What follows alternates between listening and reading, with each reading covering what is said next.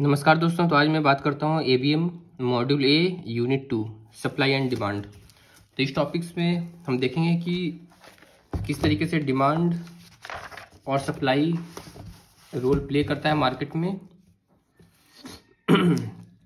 तो ये इसका रोल क्या होता है, बेसिकली ये प्राइस डिसाइड करता है कि किस तरीके से डिमांड और सप्लाई जो वो प्राइस को अफेक्ट करता है, या जो सप्लायर है या डिस्ट्रीब्यूटर है तो उसको इनकरेज करता है या डिस्करेज करता है कि कितने अमाउंट ऑफ क्वांटिटी प्रोड्यूस करें।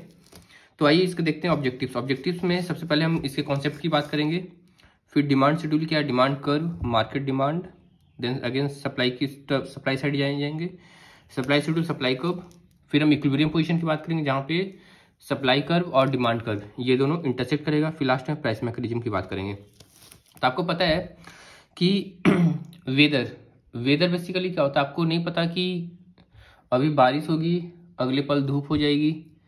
तो वेदर जो ये काफ़ी डायनेमिक होता है। तो इन द सिमिलर फैशन मार्केट्स जो है वो काफ़ी डायनेमिक होते हैं।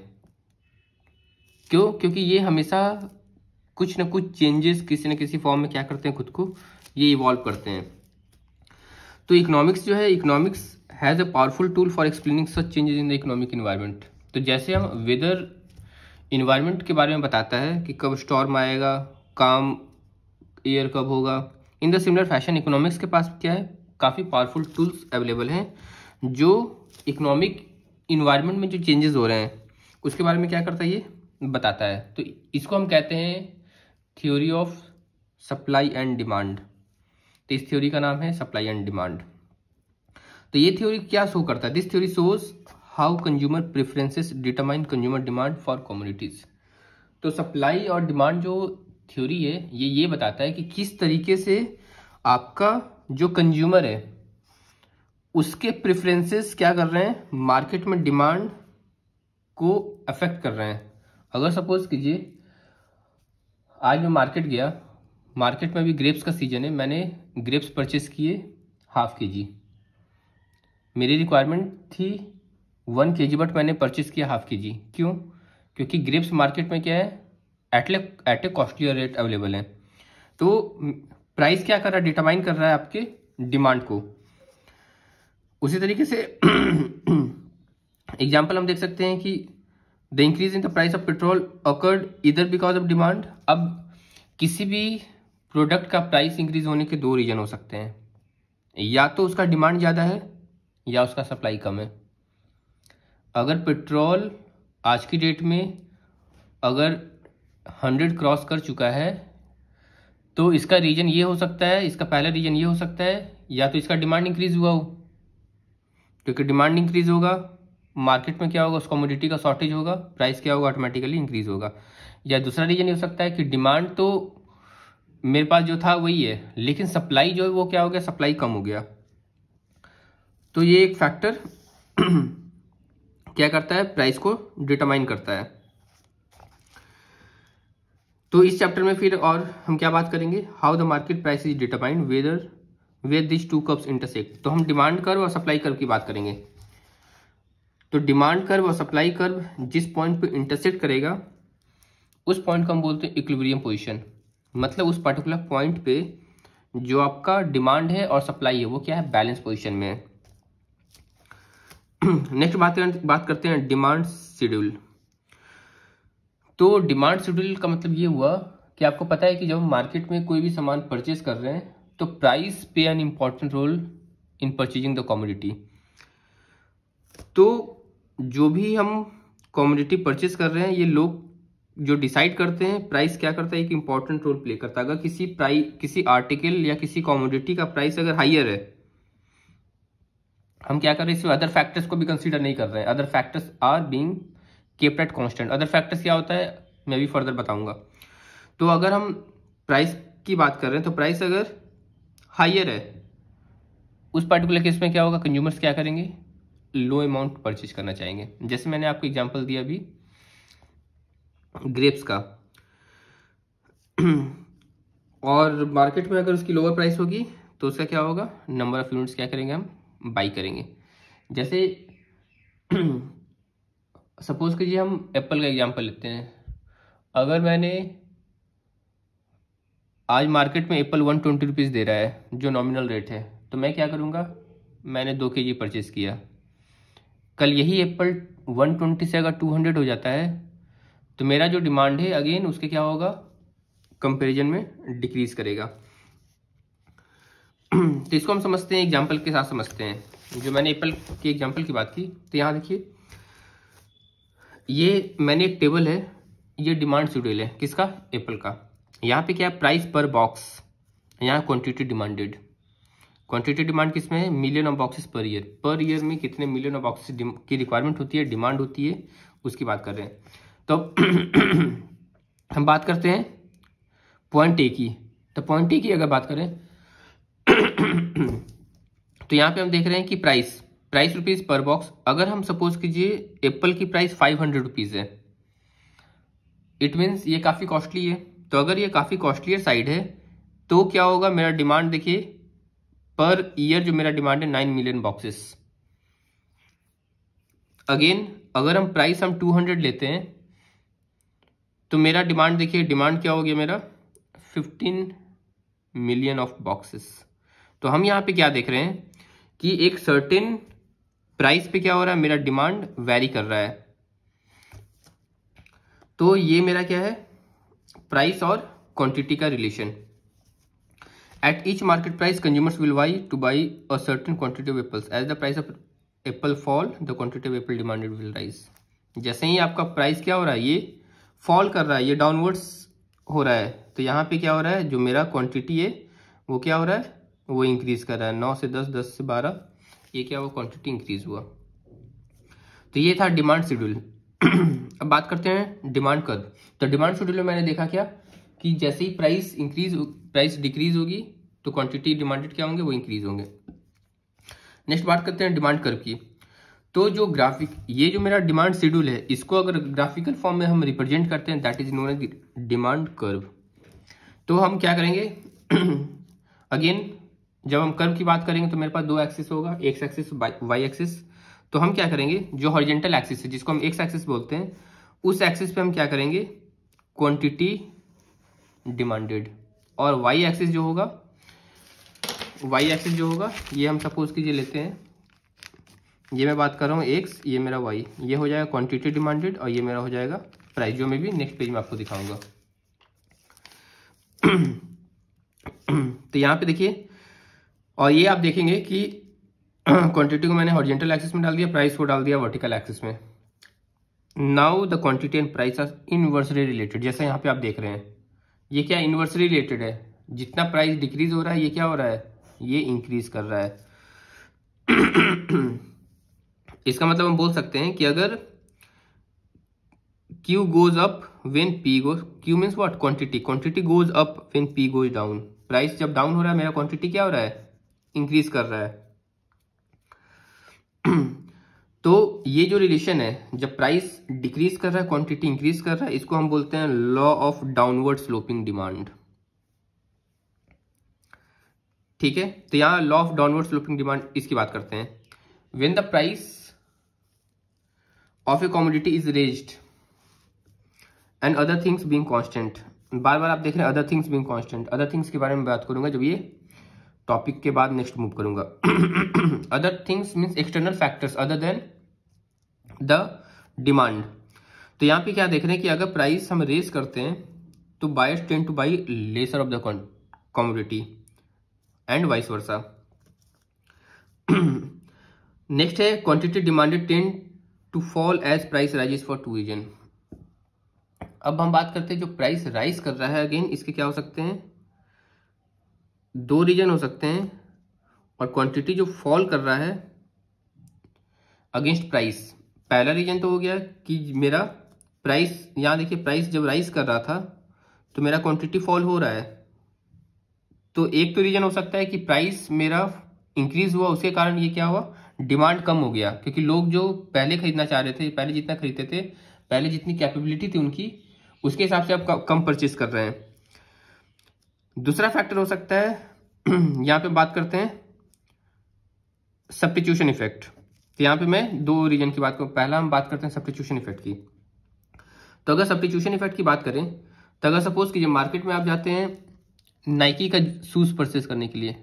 तो नाइकी का शूज़ अगर आप परचेस करने जा रहे हो, सपोज कि जिसकी एवरेज कॉस्टिंग अगर 4000 के अप्रॉक्स आ रही है, तो आप क्या करोगे, आप सोचोगे कि नाइकी का शूज़ जो है उसको हम क्या करते हैं, अफोर्ड नहीं कर पाएंगे, तो हम क्या करते हैं, उसी सिमिलर नाम होता है NKI, तो हम क्या करते हैं, मतलब सिमिलर टाइप्स ऑफ प्रोडक्ट अगर मार्केट में आपके अवेलेबल हैं,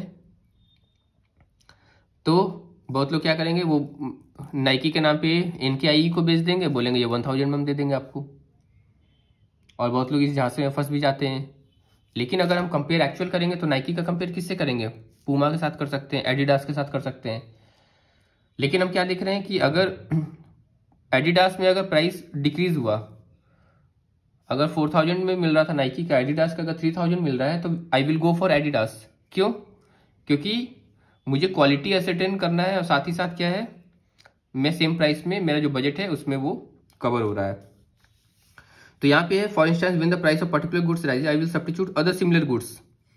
जब मेरा प्राइस राइज किया तो मैं ऑब्वियसली बात है दूसरे गुड्स सिमिलर टाइप में क्या करूंगा, सब्स्टिट्यूट करूंगा। और इसमें जो एग्जांपल दिया है, as the price of mutton rises I eat more chicken. अगर मटन का प्राइस राइज होता है तो मैं क्या करूंगा, मटन नहीं खा के मैं क्या करूंगा, चिकन खाऊंगा। तो मैंने अपना क्या किया, प्रेफरेंस चेंज कर दिया मैंने, इसको कहते हैं सब्स्टिट्यूशन इफेक्ट। दूसरा है आपका इनकम इफेक्ट। तो इनकम इफेक्ट क्या होगा, आपको इनकम इफेक्ट आपको पता है, आपका इनकम राइज करेगा, इसका मतलब आपकी जो बाई करने की एबिलिटी वो क्या होगी, वो इंक्रीज होगी। जब बाई करने की एबिलिटी इंक्रीज होगी तो इसका मतलब क्या होगा, आप ज्यादा डिमांड कर पाओगे, एंड वाइस वर्सा। आपकी इनकम डिक्रीज हुई तो आप क्या करोगे, अगेन आप लेस क्वांटिटी परचेज करोगे। अब ये हो गया इनकम इंक्रीज और डिक्रीज। अब इनकम कांस्टेंट है, इनकम कांस्टेंट है। यहाँ पे क्या है, इनका यहाँ पे इनकम का कोई इफेक्ट नहीं, इनकम कांस्टेंट है। पहले आपकी मंथली इनकम 10,000 रुपये है, तो 10,000 रुपये में आप क्या करते थे, 1000 का फ्रूट्स लेके आते थे। तो अगर आप 1000 का फ्रूट्स लेके आ रहे हो, उसकी एवरेज कॉस्टिंग 200 रुपीज आ रही थी, अब वो इंक्रीज होकर 500 हो गया। तो आप क्या करोगे, आप क्वांटिटी जो पहले परचेज करते थे क्वांटिटी पे नहीं जाओगे, आपका जो बजट है 1000, आप क्या करोगे 1000 में ही क्या करोगे, लेस क्वांटिटी परचेस करके आओगे। तो ये आपका है इनकम इफेक्ट। नेक्स्ट एग्जांपल लेते हैं पेट्रोल की। अगर सपोज कि पेट्रोल का प्राइस इंक्रीज हो गया, तो अगर पहले क्या था, पेट्रोल का प्राइस अगर 70 रुपये था, तो मैं क्या करता था, रेकलेसली यूज किया, मुझे कहीं भी जाना है, 1 किलोमीटर भी जाना है, तो मैंने गाड़ी निकाला, मैं चला गया वहां। लेकिन आज मेरा पेट्रोल का दाम 100 रुपया हो गया, तो मैं क्या करूंगा, मैं अननेसेसरी जो कंजप्शन है उसको क्या करूंगा, अवॉइड करूंगा। तो ये आपका था डिमांड कर्व। अब इसको हम समझते हैं कर्व के माध्यम से। तो यहां आप देख रहे हैं ये कर्व है जो मैंने पीछे दिखाया था। यहाँ पे देखिए ये क्वांटिटी है, क्वांटिटी ऑफ एप्पल्स, ये आपका प्राइस है। यहाँ पे देखिए जब 100 रुपया था तो आपने कितने क्वांटिटी परचेज किए, 20 क्वांटिटी परचेज किए। जब 200 था आपकी क्वांटिटी, ये प्राइस इंक्रीज हो रहा है, आपकी क्वांटिटी क्या हो रही है, डिक्रीज हो रही है। आपने कितने परचेज किए, 15। 300 पे आपने कितने परचेज किए, 12। 400 पे 10 और 500 पे आपका 9 या 9। तो ये हम देख रहे हैं कि इसको हमने क्या किया, ग्राफ के माध्यम से इसको असर्टेन किया। तो इसको हम क्या बोलते हैं, डाउनवर्ड स्लोपिंग डिमांड कर्व। ये क्या है, डाउनवर्ड स्लोपिंग है। जैसे जैसे मेरा प्राइस डिक्रीज हो रहा है वैसे वैसे मेरा क्या हो रहा है, डिमांड इंक्रीज हो रहा है। अब बात करते हैं फोर्सेस। क्या फोर्सेस है जो मार्केट डिमांड को क्या करते हैं, अफेक्ट करते हैं। तो जैसा मैंने अभी आपको बताया, एवरेज इनकम राइज करेगा, आप ऑब्वियसली बात है डिमांड ज्यादा करेंगे। दूसरा है size of the market. Size of the market मतलब ये हुआ कि आपका जो पॉपुलेशन है वो डिसाइड करेगा आपके डिमांड को। अगर सपोज कीजिए किसी छोटे से विलेज में अगर आप जाएंगे, तो वहां पे अगर आप मिनरल वाटर सेल आउट करेंगे तो आपका हो सकता है पूरे दिन में हार्डली 1 या 2 बॉटल सेल आउट हो। लेकिन अगेन आप बड़े सिटी में जाएंगे तो आपका क्या होगा, वहाँ पॉपुलेशन साइज ज़्यादा है, डिमांड ज़्यादा है, तो वहाँ पे साइज ऑफ द मार्केट क्या कर रहा है, रोल प्ले कर रहा है। नेक्स्ट है आपका related goods. Related goods again मैंने एग्जांपल आपको दिया, जैसे नाइकी एडिडास का दिया था। तो सिमिलर गुड्स है, आप क्या कर रहे हो, प्राइसेस अवेलेबिलिटी सिमिलर गुड्स में क्या कर रहे हो, बैलेंस कर रहे हो। नेक्स्ट है आपका taste of preferences. Taste of preferences भी काफी इंपॉर्टेंट रोल प्ले करता है। कैसे? क्योंकि जो टेस्ट है ये बेसिकली आपका कल्चरल और हिस्टोरिकल क्या करता है, इन्फ्लुएंस क्रिएट करता है। जैसे आपको पता है कि फूड है, फूड क्या करते हैं, food is based on the basis of geography. लेकिन हम लोगों ने क्या किया है, फूड को कैटेगराइज किया on the basis of religion, जबकि ये गलत है। Food has nothing to do with the religion, food is completely based on the geography of the particular place. जैसे एग्जांपल हम देते हैं, लोग बोलते हैं यूरोप में बहुत लोग लिकर पीते हैं, तो वहां पे लिकर पीने का सबसे बड़ा रीजन ये है, वहां के टेम्परेचर जो है -40 डिग्री सेंटीग्रेड रहती है। अगर वो लिकर नहीं पियेंगे they will not be able to survive, वो उनकी बेसिक नीड्स हैं। इंडिया में यहाँ पे लोग शौक से पीते हैं, खुशी हुआ तो पी लेंगे, गम हुआ तो पी लेंगे, कुछ नहीं हुआ तब भी पी लेंगे। सऊदी अरेबिया आप जाएंगे, सऊदी अरेबिया में क्या है, वहां पे लोग बोलते हैं काफी स्कॉर्चिंग हीट होती है। तो स्कॉर्चिंग हीट होती है तो ऑब्वियस सी बात है, आप जब आपके पास काफी ज्यादा हीट है तो आप क्या करोगे, अपना कल्चर को उसके हिसाब से अफेक्ट इन्फ्लुएंस करोगे। आप क्या करोगे, आप बुर्का पहनते हो, क्यों पहनते हो, हीट से, सन हीट से प्रोटेक्ट करने के लिए। डेजर्ट है, काफी ज्यादा हीट है, तो ये जो रिलीजन से रिलेटेड नहीं है, ये क्या है, आपका ज्योग्राफी से रिलेटेड है। नेक्स्ट बात करता हूं स्पेशल इन्फ्लुएंसेस। तो स्पेशल इन्फ्लुएंसेस क्या है, will affect the demand for particular goods. जैसे रेनी सीजन आ गया, तो रेनी सीजन आया तभी आप क्या करोगे, अम्ब्रेला का डिमांड करोगे। गर्मी आएगा तभी आप एसी का डिमांड करोगे। ठंड आएगी तभी आप एयर ब्लोअर्स का डिमांड करोगे। तो ये क्या है, ये आपका स्पेशल इन्फ्लुएंसेस है। Next shift in demand. तो शिफ्ट इन डिमांड की बात कर रहे हैं, तो यहाँ पे हम क्या देख रहे हैं, जो मेरा ओरिजिनल कर्व है, ये डाउनवर्ड स्लोपिंग जो कर्व है, तो डाउनवर्ड स्लोपिंग कर्व हम क्या कर रहे हैं, इसको ये किस रीजन से शिफ्ट हो रहा है। तो यहाँ पे जो मैं अदर फैक्टर्स की बात कर रहा था, यहाँ पे ये अदर फैक्टर्स है। मैं बात कर रहा था क्या कि प्राइस अफेक्ट कर रहा है डिमांड को। अब हम क्या कर रहे हैं, प्राइस के बेसिस पे मैंने ये डिमांड कर्व ड्रॉ कर लिया। अब क्या है कि जो नॉन प्राइस वेरिएबल्स हैं, मतलब जो प्राइस को इंपैक्ट नहीं कर रहे, नॉन प्राइस वेरिएबल्स क्या कर रहे हैं, डिमांड को राइटवर्ड शिफ्ट करेंगे। कैसे, वो देखते हैं। यहां पे आप देख रहे हैं कि ये जो मेरा प्राइस है, ये मेरा क्वांटिटी डिमांडेड है। आपका 2 रुपए में पहले आप जो क्वांटिटी 22 खरीदते थे, अब 2 रुपए में आप क्या करेंगे, 26 खरीदेंगे, 27 खरीदेंगे। जो 10 रुपए में आपकी जो क्वांटिटी है, ये 8 आप खरीदते थे, अब उसी 10 रुपए में आप क्या कर रहे हैं, आप 15 परचेज कर रहे हैं। तो ये क्या है, शिफ्ट इन डिमांड। इसमें क्या है, प्राइस फैक्टर काउंट नहीं है, इसमें क्या है, नॉन प्राइस वेरिएबल इंक्लूडेड है। यहां देखते हैं नॉन प्राइस वेरिएबल क्या है। तो यहां पे देखिए जैसे एग्जांपल आपका, if the average income rose by 10%, the quantity demanded at a price of ₹2 lakh might rise from 10 million to 2 million units. अगर आपका एवरेज इनकम इंक्रीज हो गया, हम ऑटोमोबाइल सेक्टर की बात करते हैं, तो यहां पे जो आपका 10%, आप सपोज कीजिए, मैंने क्या बोला, एवरेज इनकम रोज बाई 10%। तो अगर हम quantity demanded at a price of 2 lakhs, तो ये क्या करेगा, 10 मिलियन से 12 मिलियन क्या करेगा, यूनिट्स इंक्रीज कर देगा। तो ये इससे क्या होगा, आपका जो शिफ्ट है डिमांड कर्व में वो हो जाएगा। मतलब यहाँ पे क्या हुआ, आपका प्राइस फैक्टर नहीं हुआ, आपका इनकम इंक्रीज हुआ। गुड्स का जो प्राइस है वो 10 रुपए ही है, आपका इनकम जो पहले 10,000 था वो इंक्रीज होकर आज 12,000 हो गया। तो आप क्या करोगे, आप उसके कारण जो आपकी बाइंग एबिलिटी थी वो क्या होगी, वो इंक्रीज कर जाएगी। नेक्स्ट बात करते हैं सप्लाई साइड की। तो यहाँ पे सप्लाई शेड्यूल, जैसे मैंने डिमांड शेड्यूल की बात किया था, अगेन सप्लाई शेड्यूल की बात करेंगे। मतलब एक क्या होगा, हर एक जो आपका प्राइस है वो क्या करेगा, डिमांड करेगा, वो बताएगा क्वांटिटी कितना अवेलेबल है। तो यहाँ पे हम देखें, the supply of tomatoes tells us the quantity of tomato that will be sold at each tomato price. अगर सपोज कीजिए मार्केट में टोमेटो की सप्लाई अगर 10 मिलियन यूनिट्स है, डिमांड है 15 मिलियन यूनिट्स, तो यहाँ पे हम क्या देख रहे हैं, सप्लाई क्या है, कम है, डिमांड क्या है, ज़्यादा है, तो प्राइस क्या होगी, ऑटोमेटिक इंक्रीज करेगा, मतलब ये क्या करेगा, प्राइस को इफेक्ट करेगा।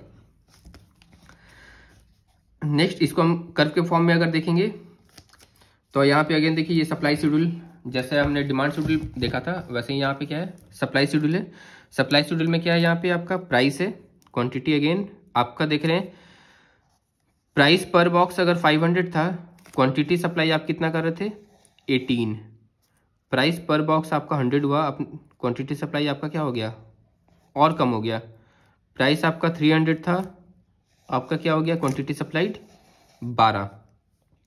तो यहाँ पे हम क्या देख रहे हैं कि जैसे जैसे मेरा प्राइस पर बॉक्स क्या हो रहा है, डिक्रीज हो रहा है, जो क्वांटिटी सप्लाइड है वो क्या हो रही है, वो डिक्रीज कर रही है। तो इसको हम क्या बोलते हैं, इसको हम बोलते हैं लॉ ऑफ अपवर्ड, ये आपका है upward slope, law of diminishing returns. क्योंकि ये क्या कर रहा है, आपके प्रॉफिट के ऊपर क्या कर रहा है, अफेक्ट कर रहा है। क्यों ऐसा क्यों होता है, अगर मैं एप्पल की बात करूं, अगर आप मार्केट में बोलोगे कि 100 रुपये के हिसाब से आपको पर बॉक्स सेल करना है, तो why should I sell the apple at ₹100, क्योंकि मेरा जो प्रॉफिट है वो क्या हो जाएगा, काफ़ी कम हो जाएगा, प्रॉफिट कम हो जाएगा। इसका मतलब ये हुआ कि मैं क्या करूँगा, अपना जो एप्पल का कल्टिवेशन मैं करता था, मैंने क्या किया, अपने कल्टिवेशन को शिफ्ट कर दिया, मैं क्या करूँगा, सीरियल्स पल्सेस उगाऊंगा जो ज़्यादा profitable as compare to apples. तो यहाँ पे ज़्यादा प्राइस डिक्रीज करेगा, तो ये क्या करता है, सप्लायर को डीमोटिवेट करता है गुड्स को प्रोड्यूस करने में। तो यहाँ पे आप एग्जांपल जो देख रहे हैं, apple cultivators might want to devote their resources to producing other type of product like cereals and pulses that earn them more profit than apples. तो यहाँ पे प्राइस डिक्रीज करने से क्या हो रहा है, कल्टिवेटर क्या कर रहे हैं, अपने प्रेफरेंसेस को क्या कर रहे हैं, चेंज कर दे रहे हैं, वो क्या कर रहे हैं, कुछ और प्रोड्यूस करने लग रहे हैं। ये आपका कर्व हो गया। तो यहाँ पे आप देख रहे हैं, ये प्राइस ऑफ एप्पल्स है, ये आपका क्वांटिटी ऑफ एप्पल्स है। अगेन 100 रुपये में देखिए आपका क्वांटिटी डिमांड, यहाँ पे क्या है, क्वांटिटी सप्लाइड 0 है, क्योंकि 100 रुपये में कोई सप्लाई नहीं करना चाहेगा, क्योंकि जो उसका बेसिक कॉस्ट अगर 110 रुपीज़ आ रहा है या 100 रुपीज़ आ रहा है, at no profit at no loss, वो क्यों सेल करेगा, या लॉस में जा रहा है तो क्यों सेल करेगा, या बहुत मार्जिनल प्रॉफिट आ रहा है तो वो क्यों सेल करेगा, क्यों प्रोड्यूस करेगा। तो ये क्या करता है, ये डीमोटिवेट करता है। नेक्स्ट है forces behind the market supply. तो यहाँ पे हम देख रहे हैं कि क्या फोर्सेस हैं जो क्या कर रहे हैं, मार्केट सप्लाई के ऊपर रोल प्ले कर रहे हैं।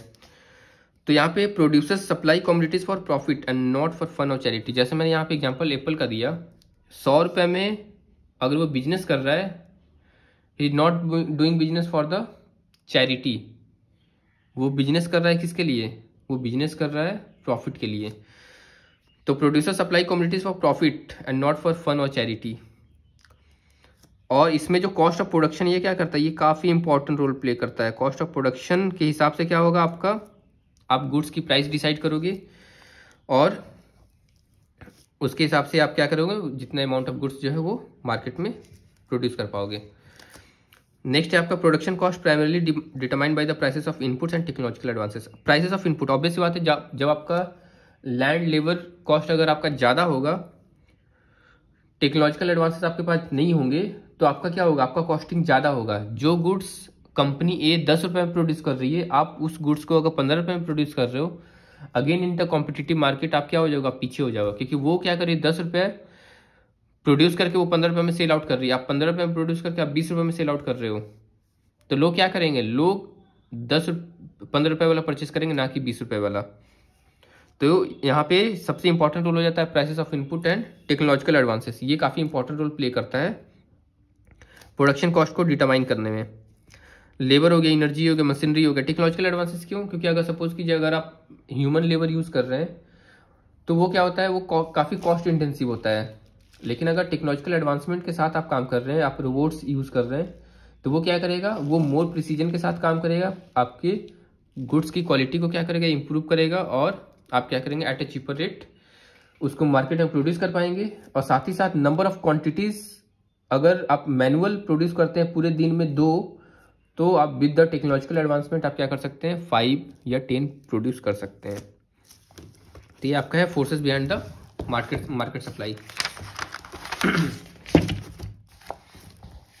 नेक्स्ट आपका ये टेक्नोलॉजिकल एडवांसमेंट मैंने बता दिया कि टेक्नोलॉजी किस तरीके से क्या करेगा, आपका इंपॉर्टेंट रोल प्ले करता है। और यहाँ पे देखिए, it takes far fewer hours of labour to produce an automobile today than what it did just 10 years ago. 10 साल पहले जो ऑटोमोबाइल्स प्रोड्यूस होते थे वो देखेंगे आप काफ़ी टाइम लगता था, लेकिन आज टेक्नोलॉजिकल एडवांसमेंट है तो ये क्या करता है, कार मेकर्स को इनकरेज करता है कि एट द सेम कॉस्ट वो क्या कर रहे हैं, नंबर ऑफ कार्स ज़्यादा प्रोड्यूस कर रहे हैं, enable car maker to produce more automobiles at the same cost and thus reduces per unit cost. तो इससे क्या होता है, आपका पर यूनिट कॉस्ट जो है वो क्या करते हैं, आप कम कर पाते हैं। Next, but production cost are not the only factor that affect the total supply. जैसे मैंने आपको बताया डिमांड साइड में जो एक्सटर्नल फैक्टर्स है, नॉन प्राइस फैक्टर्स है, इन द सिमिलर फैशन आपको जो सप्लाई साइड है इसमें भी क्या है, production cost are not the only factor जो क्या करता है, इफेक्ट करता है। Supply is also influence by the prices of related goods. अगर सपोज कीजिए आपका रॉ मटेरियल ही महंगा होगा तो आप क्या करेंगे, आपका जो मैन्युफैक्चरिंग कॉस्ट है वो क्या होगा, आपका इंक्रीज कर जाएगा। आपका लेबर अगर चीप नहीं होगा, मैन्युफैक्चरिंग कॉस्ट क्या होगा, इंक्रीज कर जाएगा। आपके अदर रिसोर्सेज कॉस्टली होंगे तो अब इसी बात है, आपके रिसोर्सेज जो कॉस्ट है वो इंक्रीज कर जाएगा। If the price of one production substitute rises the supply of another substitute will decrease. जैसे अगर सपोज कीजिए आपकी फैक्ट्री में आप कार भी बनाते हैं, ट्रक भी बनाते हैं, बाइसाइकिल भी मोटरसाइकिल भी बनाते हैं, तो आप क्या देख रहे हैं कि at a particular point of time आपने देखा कि ट्रक का डिमांड जो वो इंक्रीज कर गया। तो अगर ट्रक का डिमांड इंक्रीज कर गया तो आप क्या करोगे, आप जो कार का प्रोडक्शन कर रहे थे उसके प्रोडक्शन को क्या करोगे, आप होल्ड पे डालोगे या मिनिमाइज करोगे। तो यहाँ पे ये क्या है, if price of one production substitute rises, क्योंकि ट्रक का डिमांड ज्यादा है, उसका क्या हो रहा है, प्राइस भी ज्यादा आपको मिल रहा है मार्केट में, तो आप क्या करोगे, supply of another substitute will decrease. आपने क्या किया, कार का जो सप्लाई कर रहे थे उसको क्या किया, आपने डिक्रीज किया। तो यहाँ पे आप ये देख सकते हो, ये यहाँ पे ये एग्जांपल मेंशन किया हुआ है। If the demand and price for truck rises the entire factory can be converted to making trucks and supply of cars will fall. तो इससे क्या करेगा, ये आपका सप्लाई कार में डिक्रीज करेगा। Next, government policy. Again government policy आपका important role play करता है, क्यों, क्योंकि गवर्नमेंट की जो पॉलिसीज हैं ये डिटरमाइन करता है आपका सप्लाई, रॉ मटेरियल्स, आपका टोटल जो कॉस्टिंग आता है। तो ये क्या करता है, अगेन ये डायरेक्ट इम्पैक्ट करता है आपका प्राइस के ऊपर। अगेन टैक्सेस है, मिनिमम वेज है, अगर आप लेबर रख रहे हैं, मिनिमम वेज अगर गवर्नमेंट ने बढ़ा दिया तो आपका क्या हो जाएगा, इनपुट कॉस्ट इंक्रीज हो जाएगा। फिर स्पेशल फैक्टर जैसे आपका वेदर हो गया। अगर सपोज कीजिए आप फार्मिंग का बिजनेस करते हैं, एग्रो इंडस्ट्री का बिजनेस करते हैं, तो आपका वेदर क्या करेगा, उस पर इन्फ्लुएंस डालेगा। अच्छा वेदर हुआ आपका प्रोडक्शन ज़्यादा होगा, लेकिन कम वेदर खराब हुआ तो आपका प्रोडक्शन क्या हो जाएगा, उसको डायरेक्टली इम्पैक्ट करेगा। Next, shift in supply. जैसे आपने देखा था कि डिमांड में क्या हुआ था, डिमांड कर्व शिफ्ट किया था due to other factors. In the similar fashion shift in supply क्या है, when changes in factors other than a goods own price affect the quantity supply, we call this changes as shift in supply. Again जो आपका other factors अगर important role play कर रहा है तो वो क्या करेगा, सप्लाई कर्व को शिफ्ट करेगा। When other factors change, another supply curve will be applicable and old supply curve will no more be valid. Example देखें, when automobile price changes, यहाँ पे आप देख रहे हैं when automobile prices change, producers change their production and quantity supply। आपने देखा कि ऑटोमोबाइल का जो प्राइस चेंज होगा, प्रोड्यूसर ने क्या किया, अपना प्रोडक्शन और क्वांटिटी सप्लाइड क्या किया, चेंज किया। However this change in supply is as per the supply curve, जो रिमेन सेम है। ये जो पहला सप्लाई कर्व है, यहाँ पे आप देख रहे हैं, ये जो आपका सप्लाई कर्व है, ये सप्लाई कर्व क्या है आपका पहले के हिसाब से था, लेकिन अब क्या हुआ, bye contrast when other influences क्या अफेक्ट द सप्लाई चेंज, तो ये क्या होगा, the supply change in accordance with the new supply curve. तो ये क्या आपका क्या हो जाएगा, जो नया कर्व आप देख रहे हैं जो राइटवर्ड शिफ्ट हो रहा है, तो ये क्या करेगा, ये सप्लाई कर्व राइटवर्ड शिफ्ट कर जाएगा। तो ये आपका हो गया डिमांड कर्व और सप्लाई कर्व। अब हम बात करते हैं इक्विलिब्रियम पोजीशन की, equilibrium of demand and supply. तो equilibrium of demand and supply की अगर हम बात करें तो यहाँ पे आप क्या देख रहे हैं कि अभी तक हमने डिमांड को अलग पढ़ा, सप्लाई को अलग पढ़ा। अब क्या करेंगे, हम दोनों को एक साथ मर्ज करेंगे, एक सिंगल प्लेटफॉर्म पे उसको लेके आएंगे, सिंगल ग्राफ में लेके आएंगे। तो यहाँ पे आप देख रहे हैं कि consumers demand different amount of apple, car and computer as a function of the prices of this goods. The answer is supply and demand interact to produce an equilibrium price and quantity or market equilibrium। अब supplier को पता होना चाहिए कि उसका कितना market में supply करेगा, लोग कितना परचेस करना चाहता है। अगर मार्केट में सपोज कीजिए वो 10 यूनिट कार प्रोड्यूस कर रहा है पर मंथ, मार्केट में डिमांड अगर 15 का है, तो इसका मतलब वो सप्लायर को इनकरेज कर रहा है कि to produce more number of cars. Vice versa लें, अगर वो पर डे 10 यूनिट मैन्युफैक्चर कर रहा है और डिमांड आपका 5 यूनिट्स का है, तो वो क्या है, वो अगेन उसका सप्लाई में क्या करेगा, इम्पैक्ट क्रिएट करेगा। तो सप्लायर को पता होना चाहिए कि इक्विलिब्रियम पोजीशन क्या है, कितना वो क्वांटिटी प्रोड्यूस करे जो क्या करे, आपका इक्विलिब्रियम पोजीशन में रहे। एट इक्विलिब्रियम प्राइस क्या बताता है कि the amount that buyers want to buy is just equal to the amount that seller want to sell. और ये प्राइस अगर सपोज कि 2 लाख रुपए में 2 लाख से अगर उसने कार स्टार्ट किया, वेरी कर रहा है ये 5 लाख तक, तो अगर मेरा 5 लाख जो है इस पॉइंट पे सबसे ज़्यादा क्या हो रहा है, आपका जो लोग डिमांड कर रहे हैं वो 5 लाख पे ज़्यादा कर रहे हैं, तो वो क्या होगा, एक पर्टिकुलर पॉइंट पे इक्विलिब्रियम प्राइस आएगा, क्योंकि 5 लाख क्या है, उस पॉइंट पे बायर क्या करना चाह रहे हैं, ज़्यादा बाई करना चाह रहे हैं। तो वो क्या करेगा, सप्लायर को बताएगा कि इस पर्टिकुलर प्राइस पे आप क्या करो, इसके गुड्स को क्या करो, मैन्युफैक्चर करो। तो आपको equilibrium of supply and demand, इसको कब से समझते हैं।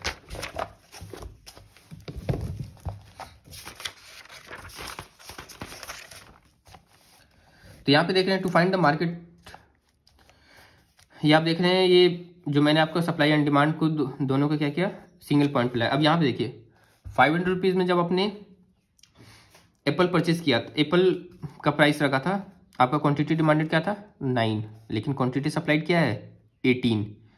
तो ये आपका मार्केट में क्या हो गया, डिमांड था 9, सप्लाई आप कर रहे हैं 18, तो ये क्या होगा, डिमांड सरप्लस पोजीशन हो गया। अगर 200 था, क्वांटिटी डिमांड था 15, सप्लाई कितना कर पा रहे थे आप 7, आपको मार्केट में क्या हो गया, शॉर्टेज। तो यहाँ पे क्या करेगा, पहले केस में जो आपका प्राइस है ये क्या करेगा, फोर्स करेगा कि आप प्राइस को क्या करो, कम करो। 200 पे जब आप सेल कर रहे हैं तो ये क्या करेगा, मार्केट में शॉर्टेज है, डिमांड इंक्रीज हो रहा है, तो ये प्राइस क्या करेगा, प्राइस ऑटोमेटिक ये अपवर्ड्स हो जाएगा। तो यहाँ पे आप देख सकते हैं कि एट इक्विलिब्रियम पोजीशन जो क्वांटिटी डिमांडेड है, यहाँ पे आप देख रहे हैं 300, यहाँ पे क्वांटिटी डिमांडेड 12 था, क्वांटिटी सप्लाइड 12 था, मार्केट इक्विलिब्रियम पोजीशन में और न्यूट्रल है। इसका मतलब क्या हुआ, जितना 300 क्या है आपका स्टैंडर्ड इक्विलिब्रियम प्राइस हो गया, जिसपे क्वांटिटी डिमांडेड और क्वांटिटी सप्लाइड क्या है, इक्वल है। तो इसको हम कर्व से देखते हैं, ये आपका कर्व है। यहाँ पे आप देख रहे हैं 300 पे क्या है, 300 पे आपका जो सप्लाई कर्व है डिमांड कर्व क्या कर इंटरसेक्ट कर रहा है, तो ये क्या हो गया, ये इक्विलिब्रियम पॉइंट हो गया। यहाँ पे आप देख रहे हैं इस पर्टिकुलर पॉइंट पे आपका 12 क्वांटिटी आपका बैलेंस है। अब यहाँ पे देख रहे हैं कि जब आप 200 की बात कर रहे थे, तो 200 पे आप क्या कर रहे थे, आपने इतने 7 क्वांटिटी परचेस किए, 7 क्वांटिटी की क्या है, सप्लाई है, और डिमांड कितना है, यहाँ पे आप देख रहे हैं 200 पे डिमांड आपका है 16 का, तो आप यहाँ पे ये क्या देख रहे हैं, this is the shortage, this is the gap. Again 500 की बात करें तो आपका डिमांड कितना था 10, सप्लाई आप कितना कर रहे हैं 17 या 18, जो भी आपका डेटा है, तो ये आपका क्या कर रहा है, ये अमाउंट आपका सरप्लस कर रहा है। तो ये आपका डिमांड और सप्लाई कर्व का इक्विलिब्रियम पोजीशन हो गया। नेक्स्ट आपका effect of A shift in supply और डिमांड। अब यहाँ पे आप क्या देख रहे हैं, ये आपका सप्लाई कर्व है, सप्लाई कर्व, ये डिमांड कर्व, ये आपका इक्विलिब्रियम पोजीशन हो गया। अब क्या हुआ, supply curve due to external factor आपका क्या किया, शिफ्ट कर गया। तो ड्यू टू एक्सटर्नल फैक्टर जब आपका शिफ्ट कर गया, तो यहाँ पे क्या हो रहा है कि इक्विलिब्रियम पोजीशन पहले ई था, ई से क्या हो गया, ई डैश हो गया। तो जब इक्विलिब्रियम पोजीशन चेंज हो गया, तो ऑब्वियस सी बात है आपका जो प्राइस है, पहले आप देखिए, पहले आप 2 रुपये में अगर 10 क्वांटिटी परचेस कर रहे थे, अब क्या कर रहे हैं, आप 10 रुपये में 5 क्वांटिटी परचेस कर रहे हैं, तो आपका ये क्या हो गया, सप्लाई कर्व शिफ्ट करने के कारण आपका इक्विलिब्रियम पोजीशन क्या हो गया, चेंज हो गया। तो इसको हम समझते हैं, it can also be use to predict the impact of change in economic condition on prices and quantities. Again example हम क्या कर रहे हैं, ब्रेड का एग्जांपल ले रहे हैं। Suppose a spell of bad weather raises the price of wheat, a key ingredient of bread.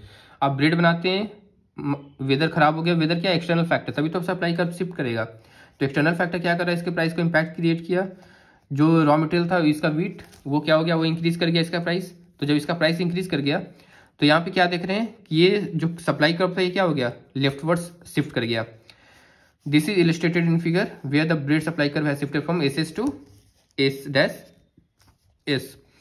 In contrast the demand curve has not shifted, demand curve लेकिन आपका शिफ्ट नहीं होगा, क्योंकि एज ए बायर हमको नहीं पता कि वीट का प्राइस इंक्रीज हुआ, मेरा जो डिमांड था पहले वो डिमांड आज भी है। तो यहाँ पे आप देख रहे हैं कि ये डिमांड कर्व जो है वो क्या है, intact. The demand curve has not shifted because people sandwich demand is largely unaffected by farming weather. तो अगर आप ब्रेड से सैंडविच की डिमांड कर रहे थे, आप सैंडविच लवर हैं, तो आपने क्या किया, पहले जो आपका डिमांड था सैंडविच का, वेदर खराब हुआ तो आपका सैंडविच आप जो डिमांड कर रहे थे वो अगेन क्या होगा, वो उस पर कोई इंपैक्ट नहीं आएगा, वो इंक्रीज हो सकता है लेकिन डिक्रीज क्या होगा, मतलब उसका बेसिकली डिमांड के ऊपर कोई इंपैक्ट नहीं आएगा।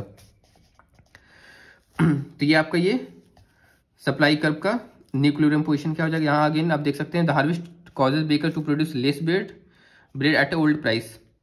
अब आपका वीट का इंग्रेडिएंट तो इंक्रीज हो गया, लेकिन जो बेकर्स हैं उनका क्या हो गया, उनका कॉस्टिंग इनपुट कॉस्ट इंक्रीज हो गया, लेकिन आपका जो क्या कर रहे हैं ओल्ड प्राइस पे ही क्या कर रहे हैं, वो ब्रेड प्रोड्यूस कर रहे हैं और उनका क्वांटिटी क्या है लेस है, क्योंकि वो वीट क्या कर रहे हैं कम परचेज कर पा रहे हैं। So quantity demanded exceeds quantity supplied.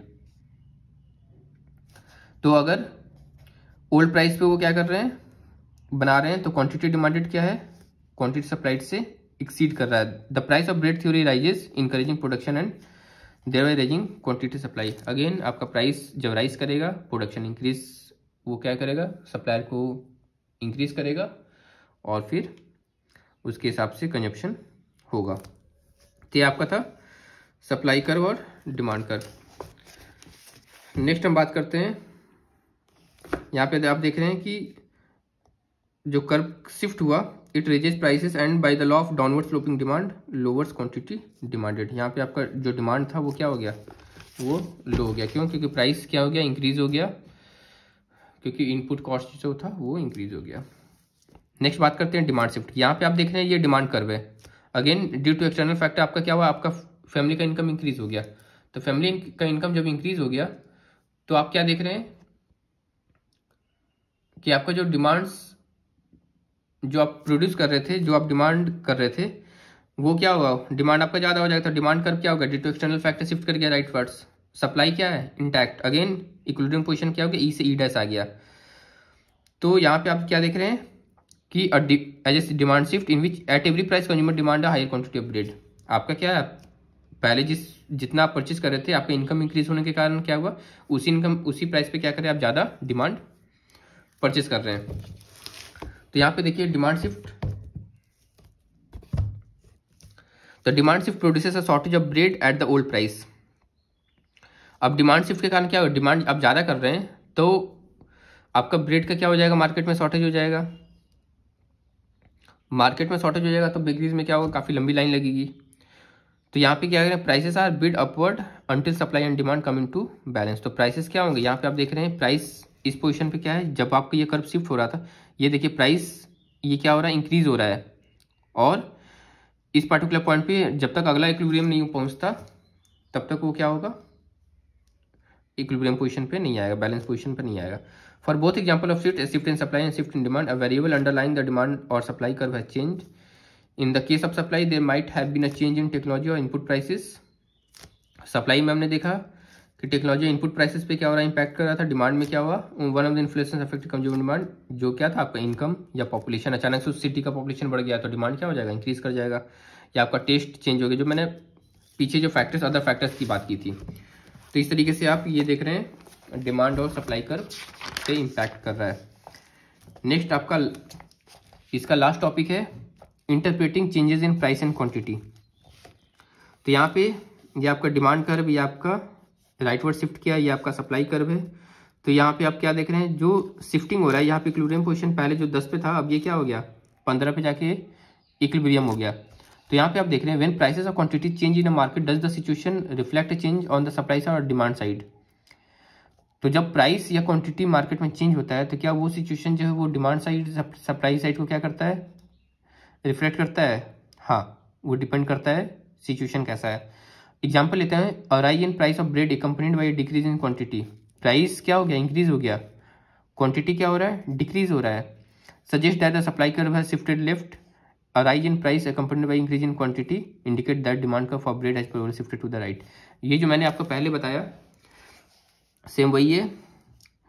आपका इनकम इंक्रीज हुआ, आपका डिमांड इंक्रीज हुआ, तो आपका राइटवर्ड शिफ्ट किया, सप्लाई में क्या हो रहा था, लेफ्टवर्ड शिफ्ट कर रहा था, तो ये अगेन आपका न्यू इक्विलिब्रियम पोजीशन आ गया। तो इस तरीके से आप देख रहे हैं कि प्राइस और क्वांटिटी और डिमांड सप्लाई किस तरीके से इंपॉर्टेंट रोल प्ले करता है। तो इसी के साथ मैं वीडियो समाप्त करना चाहूँगा दोस्तों। अगर आपको अच्छा लगे चैनल को सब्सक्राइब करें ताकि आपको और रियल टाइम नोटिफिकेशन मिल सके। धन्यवाद।